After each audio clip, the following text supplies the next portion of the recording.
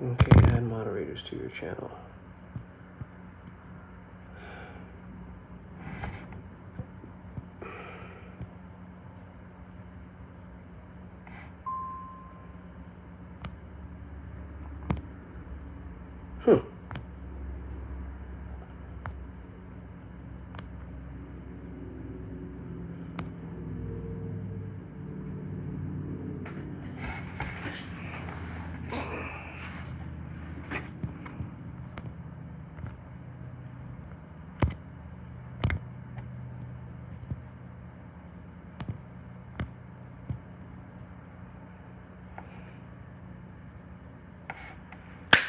Hey everybody, I guess this is on.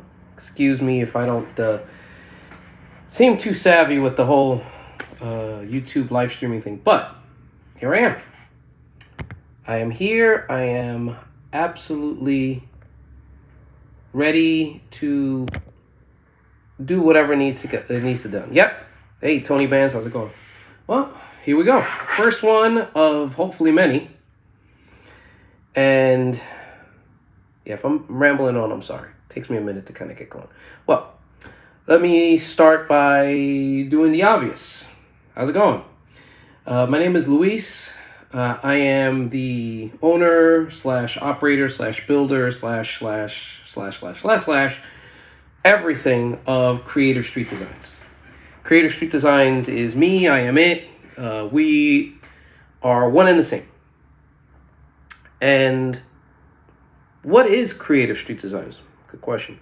Creative Street Designs was, or is, a brainchild of myself about 17 years ago. About 15, 16 years ago. I decided to stop working for people and decided to, take a chance on myself, start a small business in Las Vegas where I was living at the time.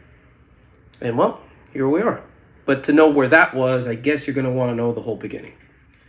So what was the whole beginning? The whole beginning is I was born and raised in Newark, New Jersey. Bounced around the tri-state area, Newark, Irvington, Hillside, all 5 boroughs of New York. Phone calls. You'd think I would have put Do Not Disturb on. Well, long story short, was born there. Lived in New York for about the first 30 years of my life. And then 9/11 happened and decided to move to California. Moved to California, lived there for, 4 years. I call living in LA the great mistake. The only good thing that ever came out of it was my daughter, and I worked at a little known shop called West Coast Customs for a little bit. Was on a little-known TV show called Pimp My Ride. Blink and you miss me. It gave me my first taste of what it was like to be on TV. Not necessarily the greatest taste. Could have used a little bit of salt and pepper. Slightly bland. But it did give me an idea what it was. After that, had a falling out in a relationship. Decided to head back to the East Coast. But on the way, stopped in Vegas. And, ended up staying in Vegas. Lived in Vegas for almost 14 years. And during all of that, it was, where I figured out who I wanted to be. Well, this is who it is. Got tired of actually doing work and giving other people credit and letting other people take credit for doing the things that I did and or not getting compensated. So I had the opportunity to open up a small little shop. It was barely the size of a closet. I mean, this room here is 15 by 15, and it's a little bit bigger than the spot that I had in Vegas as my first building. So go figure that. This office was bigger. Just had 2 barn doors and just enough room to get a engine hoist in, a couple jacks, some jack stands, gravel floor, keep it pushing. Well, little by little, being the person that I am, kept busting ass, kept working. Went from one place, rented a bay. Was renting a bay literally for about 3 weeks. That didn't work out. Guy didn't like that I was making or bringing in 3 times the amount of business that he was. and then ended up going to another bay. That turned out to fall out again, the same situation. I'm making more money than the guy who owns the building. And ended up at a building that I was able to rent for a while. And that's where I started creating who I am today. And Creative Street Designz basically has been mainly a performance location, working mostly on Chevys. Fun? Yeah. Interesting? You're damned right. I started doing everything pretty much from scratch. Never went to school for this. Nobody ever taught me. And I just took it as it came, you know? I mean, LS swaps were a thing back in the early 2010s. And yes, it's really bad weather today. The early 2010s, LS swaps were a big thing. I didn't know how to do one, so picked up the parts, figured it out. And then tuning, same thing. You know, got tired of paying people to tune some of the stuff I was working. I said, well, it can't be that hard. So let me figure it out, you know? Figured it out.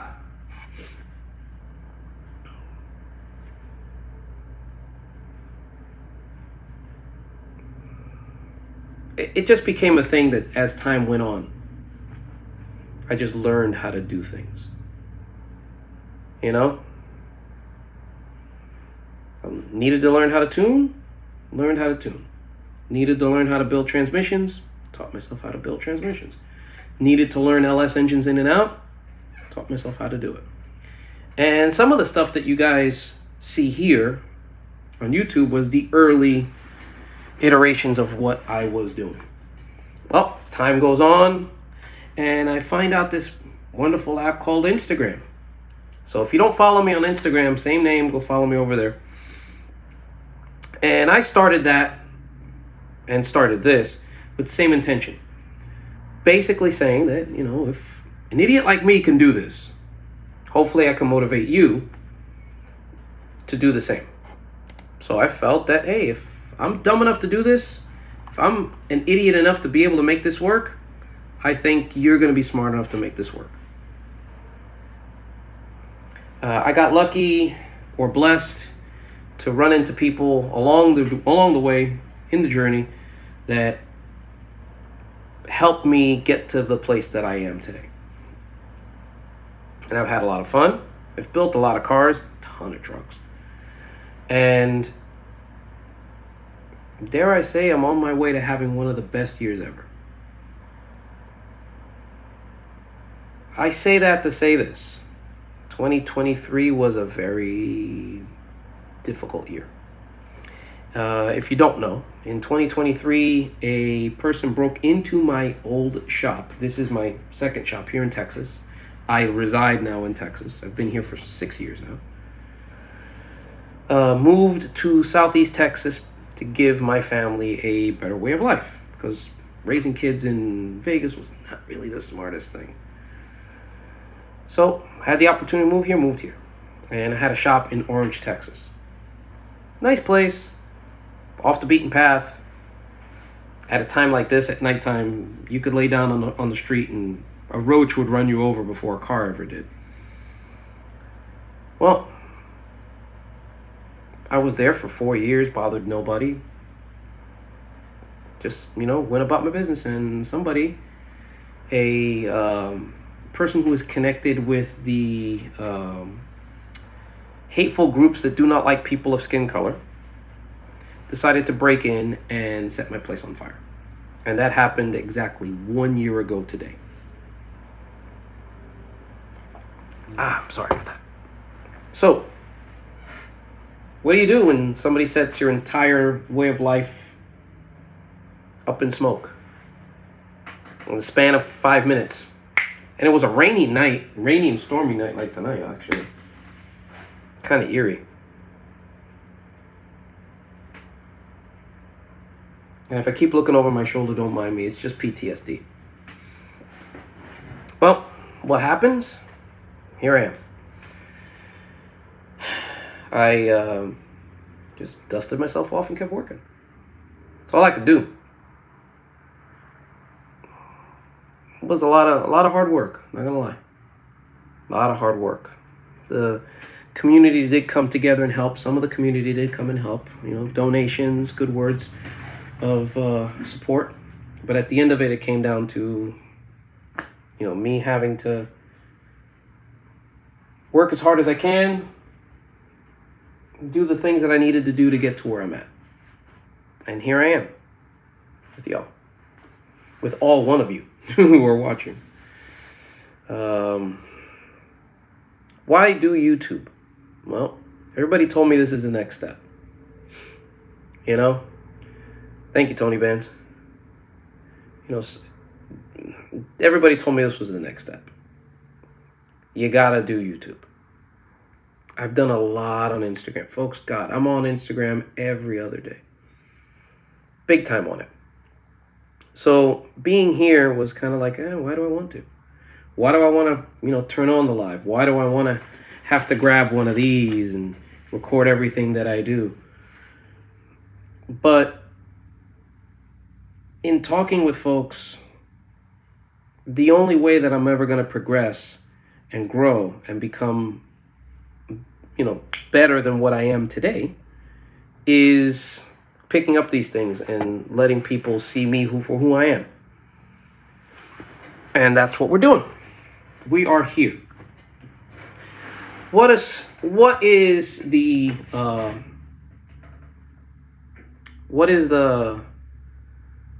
mission statement for all of this? Well, the mission statement is to build some cool stuff, show people what I'm doing, how I'm doing, take it on a day-by-day basis, and let people be inspired, comment, get some things through their head, and let them hopefully move forward in whatever it is they're trying to do. I mean, there's a lot of information on YouTube. There's a lot of information on the net on doing LSs and doing Chevrolets and doing Silverados and doing Suburbans and doing, SUVs. But there's not a lot of people that actually do it in a realistic form, having to scrape and go buy. A lot of stuff gets given to you. A lot of stuff is sponsored. A lot of people are fake about it. Whereas with me, what you see is what you get. The same stuff that I do, you can do. Exactly the same way. I have no advantages that you do other than the fact that I have this, and a whole lot of that. So what do we have going on here? Well, I've built a lot of high horsepower stuff. I've built a lot of high horsepower LS vehicles. I've tuned a lot of them on Hollies, on factory computers with HP Tuner and stuff like that. I've worked with a lot of major companies. A lot of big name shops I have worked with. And you definitely have seen my work. Somewhere out there, if you're a car aficionado, you've seen my work somewhere. One of the ones you probably have seen is Garrett Reed American Muscle HD's Monte Carlo. That's one that I had a very big hand in building. So I had a very big hand in building that car. I was the one that got in the car. I was the one that put the motor and the transmission in it the first time. I was the one that got it working. And yeah, it's become something different since. But I could say that I had a hand in it. And I consider Garrett Reed a good friend. Dare I say family. And, his Silverado before that went to SEMA, I had a big hand in that. His Escalade that he currently owns, I have a huge hand in that. I built the engine in it. I put it together. It's a lot of my vision and a lot of his ability to put together. And it's those vehicles that have brought us together as family and made us, closer. So, yeah, I've done a lot. A lot of the stuff that you see from Arizona High Test, I helped them in tuning. Danny Dixon's Bel Air has one of my engines, and it's tuned by me. Danny Dixon from Dixon Flannel. Von Solo has several, really badass square bodies and C10s I've helped tune. There's a lot of cars and trucks that I have my hand in that a lot of folks would sit there and say, you did that? Yeah, I did that.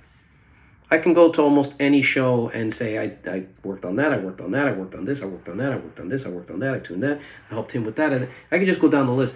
And 90% of them, if not 95% of them, you'd never know I touched them.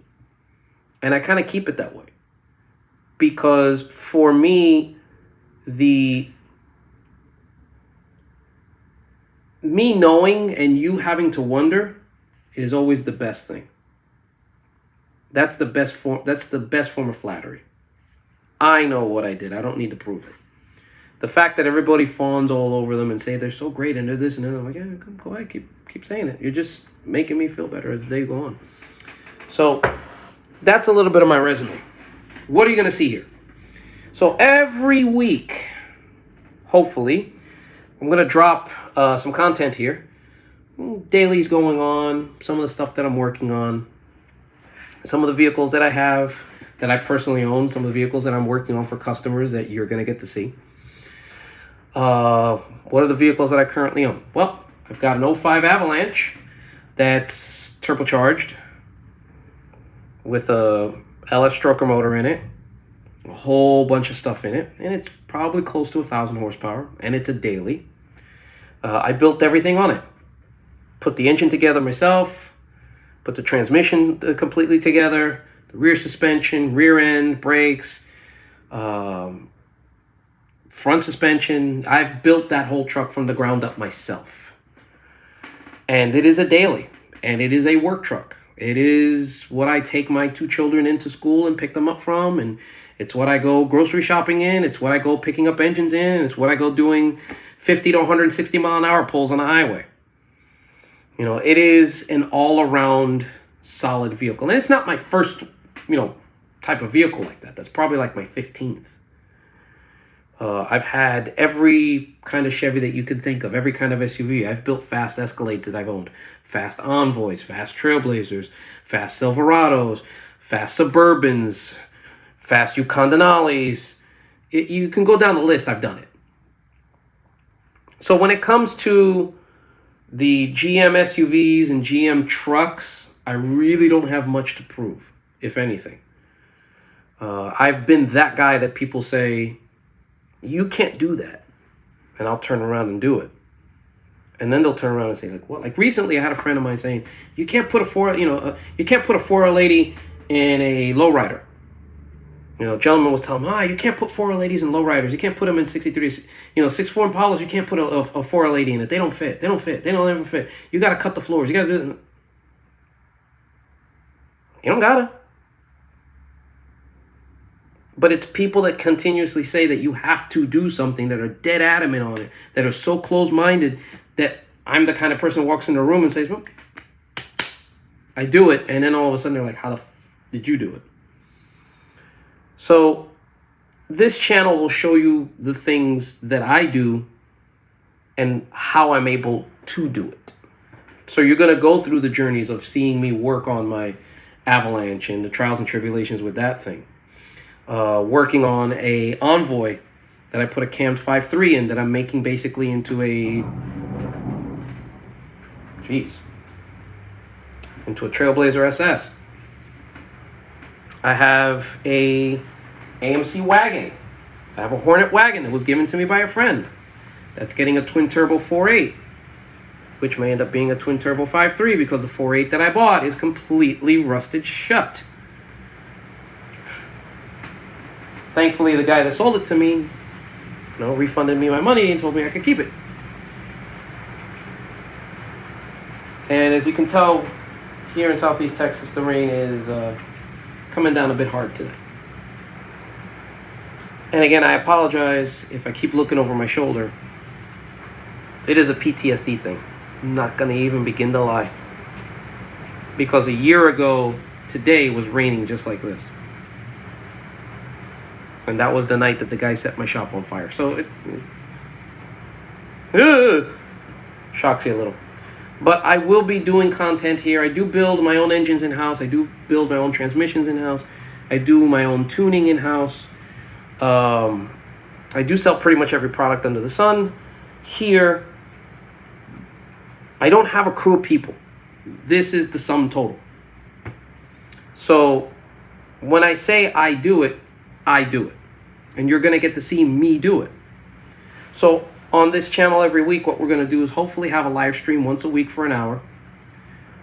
Be able to have questions and answers. You know, if you folks have questions, I hopefully have the answers. And we can start a conversation. And hopefully through that, you invite your friends over and say, hey, come take a look at this guy, what he's doing. And kind of have like a little community here where we share knowledge, we talk, we learn from each other. But at the end of it, we can agree to disagree, but we all respect everybody's position. I do have a lot of people that are very close-minded and set in their ways. And those folks don't like to hear anything different. And for those folks, I tell them, screw you. You're going to have to deal with it. There's no way in this world that you're ever going to go through and know everything. It's impossible. You cannot. He who calls himself the master of something never is. It's one of the reasons why I'm not liked in the big rim racing community. Because of that very same saying. He who calls himself the master of anything never is. Because when you say that you're the best at anything, when you are the master, you're the GOAT, when you're the one saying it, there's three things that are happening there. Number one, you're not. The greatest of all time never has to say he is, or she is, or they are the greatest of all time. You just know. Michael Jordan doesn't have to say he's the greatest basketball player of all time. We just know he is. You know, Muhammad Ali did not have to say he's one of the greatest boxers of all time. We just know he is. So when you got people calling themselves the donk master, he ain't. We know he's not. He knows he's not. But dare I say that in public, and that's that thing. So there's a lot of that goes around. And if you haven't figured it out, I'm very straightforward. I guess it's the Jersey in me. So we're going to have once a week a live stream here. Hopefully hold some questions, have some answers. I'm waiting for more people to come in, hopefully.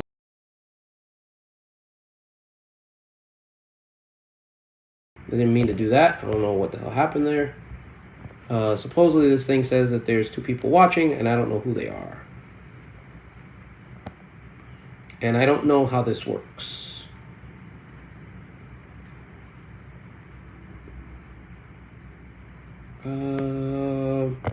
Again, I'm learning this, so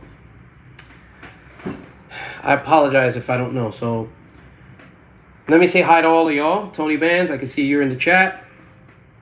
Shout out to you. I think there's a second person watching. I don't know who that is. So whoever else is in here, say hi, wave. Let me know you're in here so I can at least recognize you. It's good to see that I have at least 2 people watching. Hey, we all start somewhere, right? So if you're watching and you're in the chat, just a wave, a hi, a thumbs up, anything would be cool. Just so I know you're there so I can say hi. What's going on, Triton? Good to see you in here, man. Hopefully your dad and your brother are doing good. Triton Peterson there, folks. He may be the 3rd piece of a family of vehicles that I've put together. You know? His dad owns a truck that we call Vader. And it's odd because his dad, Jimmy Peterson's truck, is the reason why I moved to Southeast Texas. I would have never known about here if it wasn't for that truck. That truck was built by an old acquaintance of mine to raffle off at a local racetrack over here. And it was to raffle it off, and the funds were supposed to go to a high school that had suffered some damage during Harvey. And that turned out to be a situation. But the person who was building the truck reached out to me. I came down here. I donated a transmission. I donated a cam. I donated tuning. I basically gave him the layout of how to build it, connected him with a couple of companies for some sponsorship stuff, designed the wide body kit that is on it. It's a one of one. It's the only truck in the entire world that way. And Jimmy Peterson won it at a raffle at our local racetrack, Evadale Raceway. And I don't think that truck could have gone to a better person and somebody more deserving. He has done that truck absolutely right. It gets driven, it gets beat on, it gets sent to the track, it breaks, we fix it. It's right now running one of my 4L80s with a trans brake. It's a 30 over 6.0 with a supercharger on it. The thing fucking runs 11s.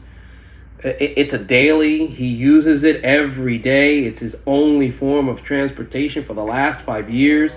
He busts ass and takes names with it. And ain't afraid to drive it anywhere. Like, that thing will go from coast to coast. He is not afraid. Is it the greatest thing on the planet? No, the paint's starting to fade on it. The people that painted it they donated their time to paint it. They didn't really do a kick-ass job. But the engine and transmission, that thing's solid as a freaking tank.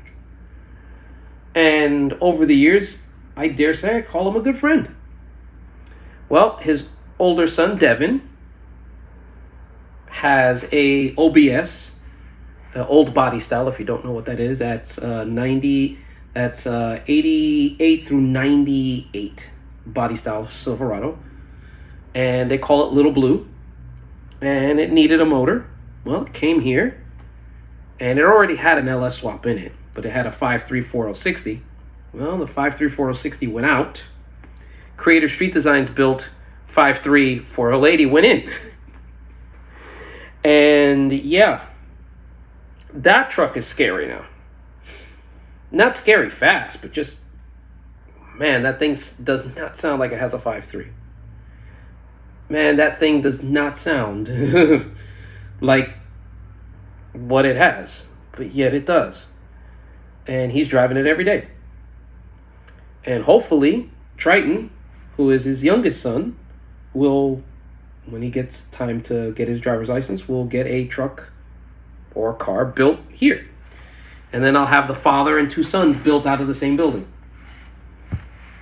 So that's the hope. Yeah, you'll be next. Hey, there you go. The red-headed ginger ninja, Good kid. We'll see how that goes. We'll see how it goes. We'll see how time will tell, Triton. Time will tell. So we have now 3 people, which is 2 more than what I thought I was ever going to get. So again, welcome to the chat.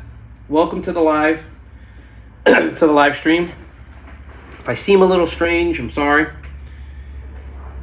I'm dealing with PTSD and learning to work on YouTube. So as I get more comfortable, it'll take time. So if you're here in the chat, definitely say hi. We already have said hi to Tony Bands. What's going on with you? Triton, we've already said hi to you, and we've got a third person that's here. So definitely, if you're in the chat, type something, say hello. Make yourself at home. Grab a chair, pull up. If you've got questions, I hopefully have answers. If you have questions about LS-powered vehicles, Chevrolets, just cars in general, ask away. I generally know a lot. I'm not a master of anything. I'm a jack of all trades, and I'm pretty serviceable at all of them. I'm not going to say I'm a master of none of them. I'm very good at a lot of them, and I'm really good at some of them. So if you're here in the chat, say hi. Welcome on in. Definitely want to get to hear your questions. So for the 3 people watching, I will leave the floor open to you if you have any questions. Anything you want to ask. And it could be anything. Some of the builds that I've done before. What are my outlooks on? So what's going on, Cadillac fan? If you got any questions, welcome into the chat. Ask away. Definitely am grateful to have you here. I'm hoping that, as this gains traction, we'll get more people in the chat as time goes on. Because, again, this is my first real, live stream. And I've been wanting to do this for a while. And I'm going to do this once a week with y'all. I think the day that it will be either Fridays or Mondays. I don't know about weekends, but we'll see. We'll see what day works for everybody. And we'll see what day works best to have a sit-down, live stream chat. What is my preferred American car company? Good question. Preferred American car company is Chevrolet. I have a certain era, but Chevrolet. I was a Ford fan growing up. Yes, I was. I was a Ford fan growing up for American cars. I fortunately, though, went through my foreign car phase very early in life. So a little bit of backstory with me. When I was 5 years old, I was rebuilding carburetors for Volkswagen Beetles. I'll definitely change for the better. Ford, I really loved the company, built several cars that I liked, and the company itself screwed me. And because the company did me dirty, I just basically switched alliances from that point. Because I had respected everything, but I was, diehard. Yeah, Ford. And then, that happened, and that company screwed me over. And I said, you know what, the heck with it. I'm just going to do what I'm going to do. How much do you think it would cost to put a new 4L80 in a 97 C71? I know it varies, but just curious. It all depends, but you could be anywhere between $3,000 to $5,000, more or less. It all depends, Triton. It really all depends, but you could be anywhere between $3,000 to $5,000. All in, about $3,000 to $5,000.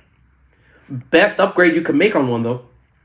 Next to LS swapping it, best upgrade you can make. Best upgrade you can get that 4L60 out of there. Get that $700 out of there. You're thinking of saving up for a 94 Camaro Sport Coupe hardtop two-door. Not a bad car. I mean, fourth gen LT1s are not a bad car. I do not like LT1s, unfortunately, though, because that damned OptiSpark. Oh, God, those things are just nothing but headaches. Nothing but headaches. It's sad because the car has a ton of potential with that 350 LT1. Ton of potential. But that OptiSpark has held it up. A motor is bad when they only make it for about 3-4 years. And on top of that, a motor is bad when there's companies making other stuff for it to make it into something else. Yeah, I don't mind the LT1s myself. Again, I had a 94 Buick Roadmaster and I had every Impala SS. 94, 95, 96. I had two black 94s. I had a black 95, a green 95, and a red 96, and a green 96 and a black 96. 96, I had all three colors. And my green one, my dark gray green metallic one, was a sunroof car. So I don't have a problem with LT1s. It's just that constant having to freaking deal with an OptiSpark and knowing that if you drive through a car wash that washes the bottom of the car, it's going to make it wet. And it's $500 no matter what you do to fix it. Got water in it, $500. Car's missing, $500. It's just a day and ended in Y, $500. And why Chevrolet decided to put it behind behind the harmonic balancer and the water pump to the point where you have to take both out to get it out, beyond me. I don't know why they did that. What would be my top 3 late 60s, early 70s? Top 3. 70 Chevelle SS. 454 4-speed. That is my number... I would say that would be my number 2. 70 Chevelle SS. 396 454 car. That's actually a 402. That's one. I'm not a fan of split bumper cars. Not a fan of split bumper Camaros. Two-door Chevy Impala with a 454. And oddly enough, 68 or 69 Cadillac Fleetwood with a 500. Those are my three. And I wouldn't call the Cadillac a muscle car. Now, if I have to have a muscle car, 70 Buick GS 455 Stage 2. Only because they're like super impossible to find. If you're talking a muscle car, yeah. 70.5 Z28s are nice. I'm not a fan of split bumper cars. Never been a fan of split bumper cars. I don't like them. Fleetwood is super underrated. God, super underrated. 66, 65 Pontiac Catalina with a 426. Super underrated. Pontiac Grand Prix, 65 Grand Prix. Super underrated. 70 Delta 88. Super underrated. Buick Electra. Hey, what's going on, L2 Fresh? Long time no see. I see you came over. Yeah. Buick Electra 225. 69, 70 Buick Electra 225. Deuce and a quarter. Man, super underrated car. There's so many late 60s, early 70s cars that were just underrated. That people just drove right past. You know? Growing up, like I would go to junkyards, and if I knew then what I knew now, God, I would have taken so many of them out of the junkyard. I could have bought so many Fleetwoods for $50. So many. You know? Oh, I've been great, El. I've been absolutely wonderful, man. I mean, 24 has been great. 23 sucked ass. You've been thinking about getting a blue 81. I believe they didn't make an 81. 80 was the last year. I think 81 was a holdover because they made the 82 third gen, if I'm not mistaken. So you would be talking a car that's like unobtainium. It's like an 80. It's like finding an 84. It's like finding an 84 Corvette. Sorry, 83 Corvette. Because they made 82 and 84. They make an 83. Now, if you're talking late second gen Camaros, 1980 or 79, Z28, root beer brown with the beige interior T-top car. That is my that is my unicorn. If I ever found one, I don't know what I'd do with it. 83 was the first year for the third gens, yeah. No, I'm on IG all the time. God, I'm there all the damn time.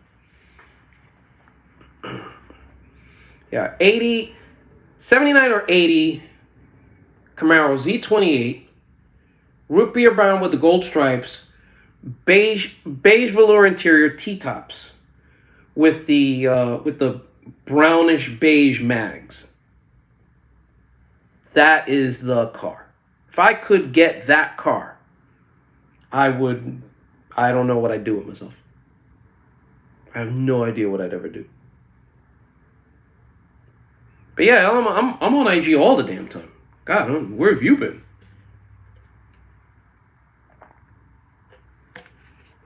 I've been on IG. I haven't gotten on IG forever. I mean, this is my first live stream on YouTube, like ever. And I've had this YouTube channel since 2013. In 2013, 2014, I think, is when I started it. I've had it since. And this is the first live stream I've ever thrown on it. So that ought to tell you. Yeah, I'm going to be 50 in 2 weeks. So 60s and 70s cars are like right in my wheelhouse. Because I remember seeing those cars new in the dealership. I mean, I was born in 74. So I remember going to the 1979, 1980, New York car show and seeing the cars. I remember seeing them. I remember buying most of them, driving them. I had a used car dealership for a while. I can remember that, For the square body, what was the better overall, C, K, or R series? Well, the K series were all four-wheel drives. The C's and the R's are basically the same. No problem, Cadillac fan. To me, any one of them. If you're looking two-wheel drive, doesn't really matter. If you're looking four-wheel drive, obviously it's a K series. The best ones, though, to start with would be most likely 82 through 85. 80 through to 85, or 83 through 87, if you can find them. It's the last of the Mohicans. Great vehicle. I mean, I've got one in here that I'm building. I've got two in here, actually three that I'm building, and great vehicles. I've owned two, and they're wonderful vehicles, man. So definitely enjoy them. But hey, Cadillac fan, shout out to you. Thank you for coming through, man. Definitely anybody in the chat, if you haven't said hi, say hi. Definitely, jump in the chat. Let's have a little discussion. If y'all got questions, I hopefully have answers. So ask away. Anything LS, anything American car related. If you want to talk Japanese, we could talk too. If you want to talk foreign, we could talk too. If you want to talk history, if you just want to ask me personal questions. If you're somebody that wants to get to know who I am or what I'm about, definitely knock yourself out. Ask away. Ask away. This live's going to go on for this live stream's probably going to go on for like another 20, maybe 30 minutes. And we'll let it be, because every week I'm going to try to drop one of these. And I'm going to drop a video hopefully every week, if not every other week in the beginning. And based on the comments and the content and the response, if I get a demand for more, we'll do more. If I get people that want to know more or want to see more of whatever I'm doing, by all means, I'll throw it out there. I'll let you folks be the judge. I mean, that's kind of what it is. I mean, I got this, so I'm going to be recording a lot more content, longer form content, and let y'all folks see more of what I do. That's the goal here for 2024. Share a lot more with y'all. Because on Instagram, yeah, I mean, you could do a live and you can go over there and say some stuff. But at the end of it, it's pretty short. Here, on the other hand, you can make something that's a lot longer. So you can have a lot more information to discuss and a lot more stuff you could share. And yes, I will show people how I tune vehicles. I will show people how I build transmissions, how I build engines, why I choose this cam versus that cam, why I decide to do this versus that. Folks are going to get to see it. So get ready. That's what we're here for. So we got another 15 minutes. If there's two folks in here, if y'all got questions, ask away. Definitely ask away. Because me talking by myself is kind of not the greatest. I can ramble on for a while, but I tend to not have anything to say.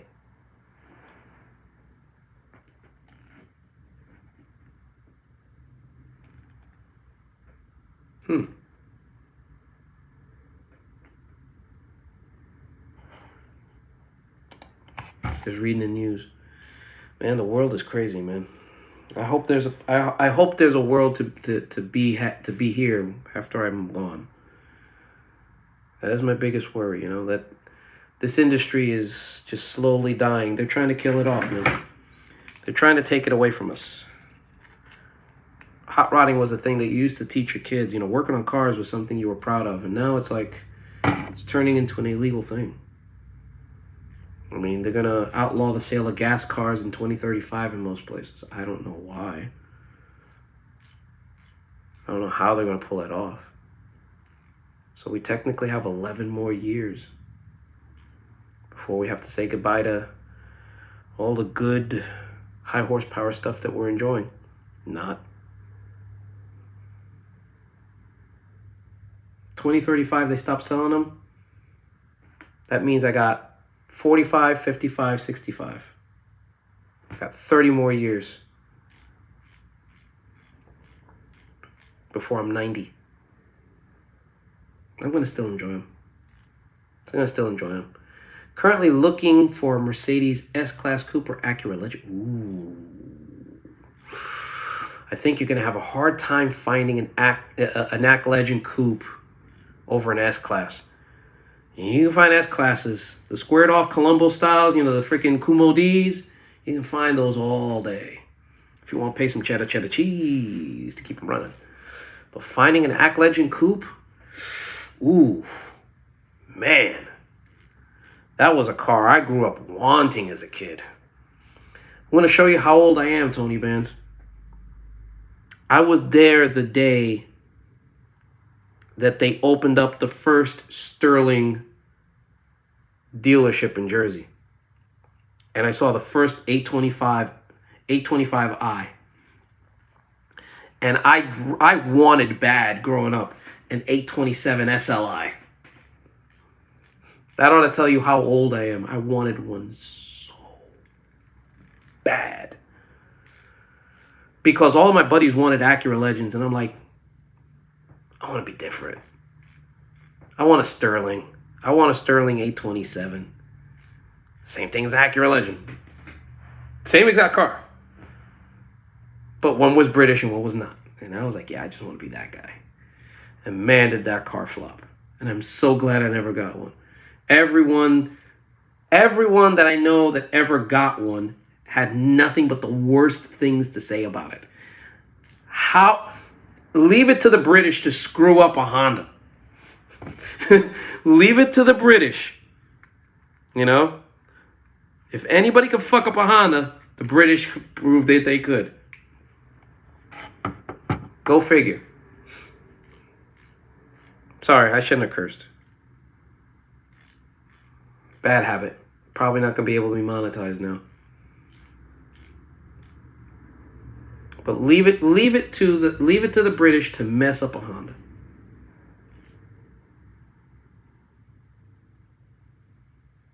Can I curse on this? I don't think I can, right?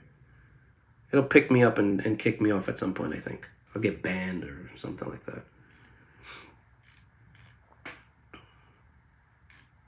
Go figure.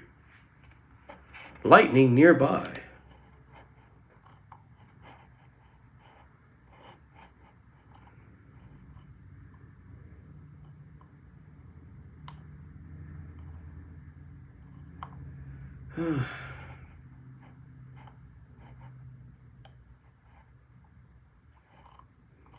I don't know, man.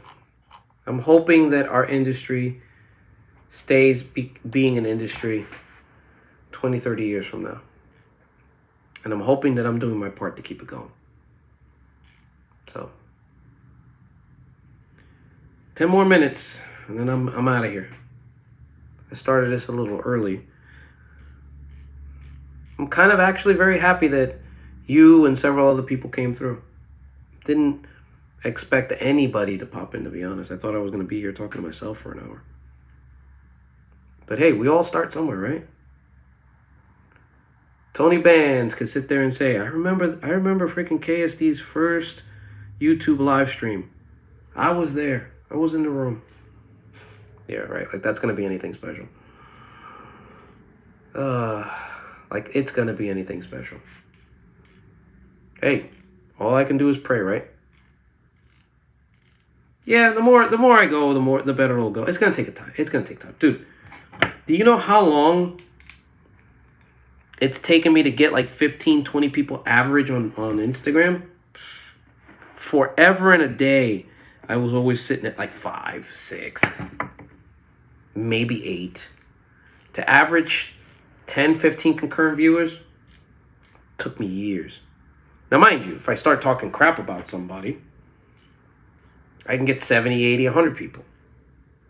I think the most I ever had on IG Live was like 200. And that's when I had made a prediction that Blue Magic was going to lose a race. And everybody was dead set he wasn't. And I said, he's going to lose. And I said exactly how he was going to lose. And sure enough, he lost. And everybody came over oh my God, you're like fucking Nostradamus. Why you gotta wish that bad shit on her? Like, oh, you gotta do this. Why you got? Sorry, I gotta stop the cursing. You know, you're freaking Nostradamus. Why'd you say all these bad things? You know, you wish the bad luck. I'm like, dude, I don't wish bad on anybody. I'm just a person that looks at numbers and looks at things and says, you know, this is what is this. This is what this is. That is what that is. 1 + 1 is 2. And he's still...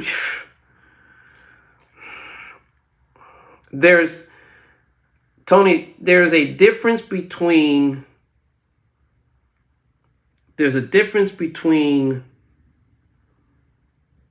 being a racer and being an entertainer.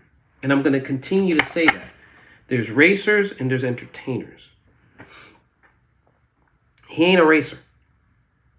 However much he wants to play it, he's never gonna be.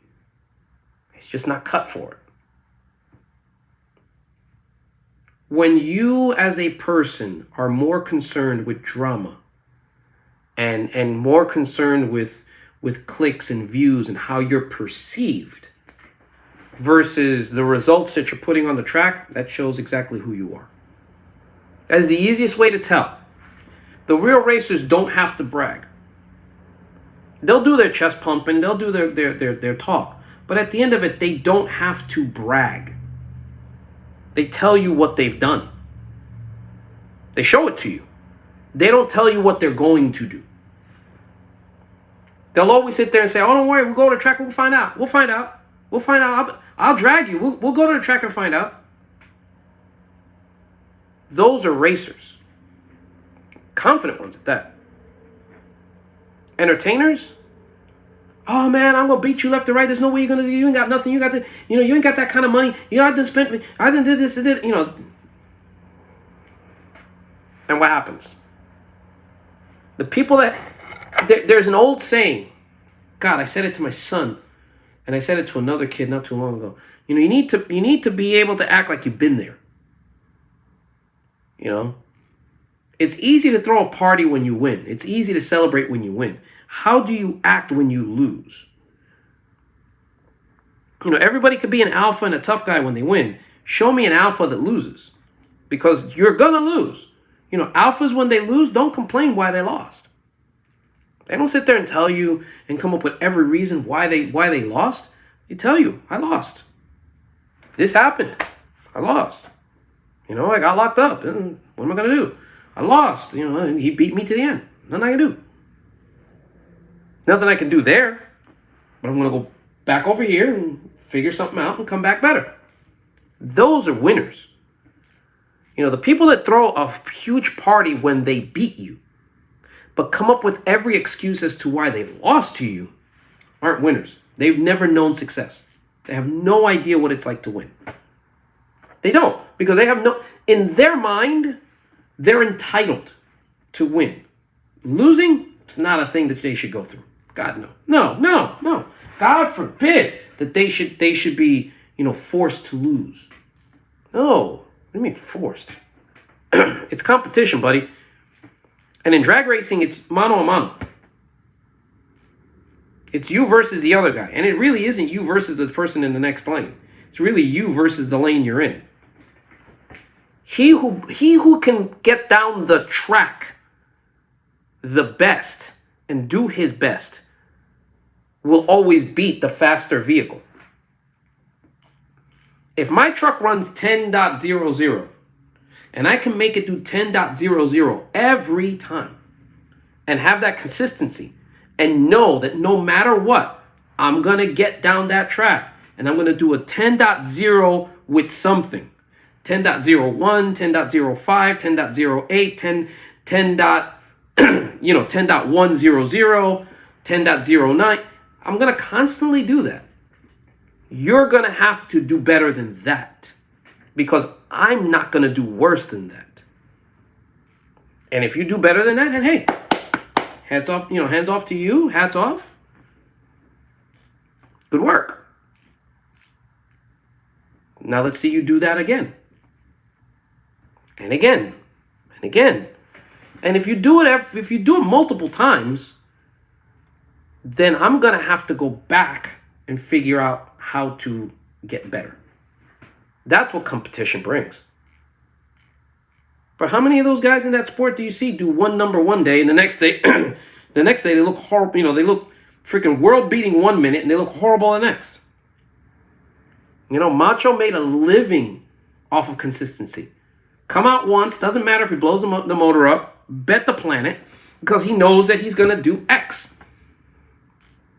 All he has to do is get 4 or 5 runs out of that car, and all he has to do is win. If he gets 5 runs, all he has to do is win 4 of them.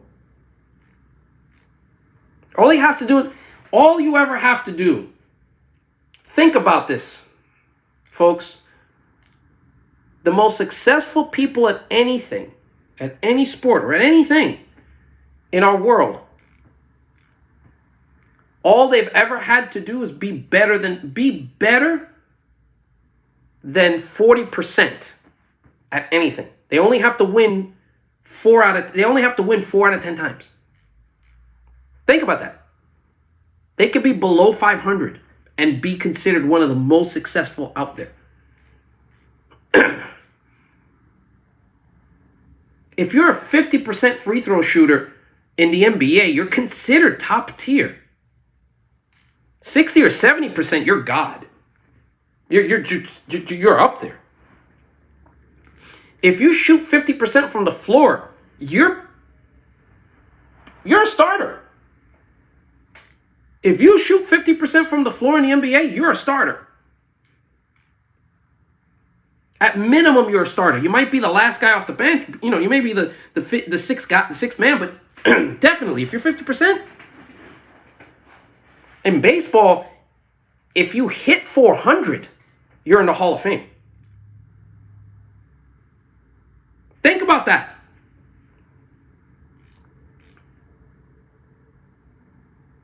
Think about that. If you hit 400, you're in the Hall of Fame. If you have a career 400 batting average, you get into Major League Baseball and you're there for 10 years and you bat 400, you're easily in the Hall of Fame. No questions asked. You're in the Hall of Fame. If you bat 370, you're in the Hall of Fame. If you have hit the ball 37% of the time, if you got on base 37%, if you got on base by a hit 37% of the time, you are a Hall of Famer. If you're a football coach and you're 2 games over 500,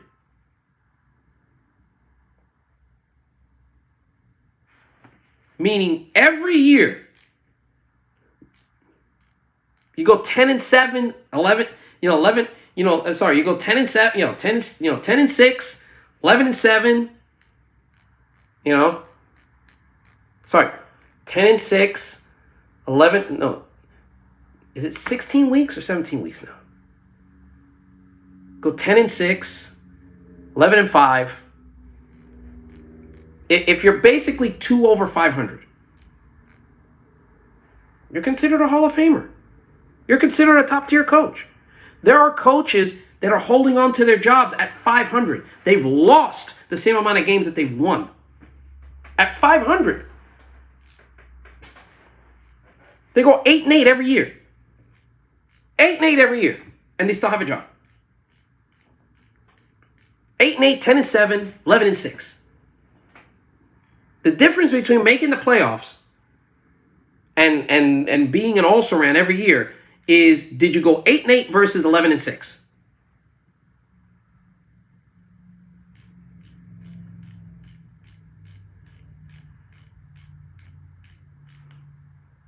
That's it. So remember that. Just have to be above 500 to be successful. Well, it's been fun. It's been an hour. Time to get going. But I enjoy talking to y'all. Thank you so very much for making my first live stream very successful. Definitely share with your friends. Like, favorite, subscribe. Click on the bell icon if you haven't. We're gonna have some pretty cool stuff coming on. The first video dropping will be about the fire last year. kind of give people a sense of who I was, bring them up to today, and then moving forward. So stay tuned for those. That'll drop this sometime this week. So thank you so very much. I greatly appreciate you. Greatly appreciate everyone that's come in here. And for everybody that's coming, and everybody's going to be part of this, welcome aboard. Have a great night.